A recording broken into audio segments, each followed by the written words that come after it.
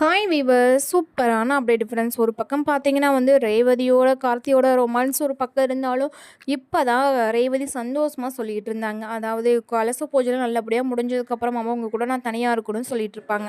அதெல்லாம் ஒரு பக்கம் இருந்தாலும், இன்னொரு பக்கம் பெரிய பூகம்பமே ஒடிச்ச மாதிரி ராஜராஜன் மேலே ஒரு பழி விழுந்துருச்சு. மாமா அப்படி என்றைக்குமே செய்ய மாட்டார். மாமா மேலே இருக்க பழியை தொடச்சி ஆகணும்னு சொல்லிட்டு ஒரு பக்கம் கார்த்தி ஒரு பக்கம் ட்ரை பண்ணிட்டு இருக்காரு. கார்த்தி ட்ரை பண்ணியிருக்காரு. சாமுண்டீஸ்வரி ரொம்பவே கோவப்பட்டு, இப்பெல்லாம் நீங்கள் நடந்து போய் நான் கொஞ்சம் கூட எதிர்பார்க்கல, ஒரு நாள் கூட நான் இப்படி எதிர்பார்க்கல அப்படின்னு சொல்லிட்டு ரொம்பவே கோவப்படுறாங்க. என்ன சமுடீஸ்வரி என் மேலே சந்தேகப்படுறேன்னு சொல்லிட்டு ஒரு பக்கம் பிரச்சனை வெடிச்சுக்கிட்டு இருக்கு. இன்னொரு பக்கம் சந்திரகலா ஃபோனில் பேசுகிறத பார்த்தீங்கன்னா நம்ம இவங்க பார்த்துடுறாங்க. ரேவதி பார்த்து எல்லா உண்மையும் சொல்கிறாங்க. ஆனால் ரேவதி எல்லா உண்மையும் சொல்கிறத பார்த்துட்டு சந்திரகலா என்ன ரேவதி அப்படின்னு கேட்குற, ஒன்றும் இல்லை அப்படின்னு சொல்லிடுறாங்க.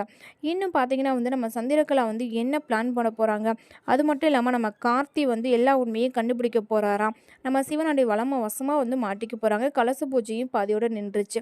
ஏன்னா அந்த கலச பூஜையை பண்ணுறது தான் இவனோட ஐடியாவே. ஆனால் அந்த கலச பூஜையை சாமுண்டீஸ்வரி தான் முன்ன நின்று பண்ணி வைக்க போகிறாங்க. இதை பார்த்து எல்லாமே சந்தோஷப்பட போகிறாங்க.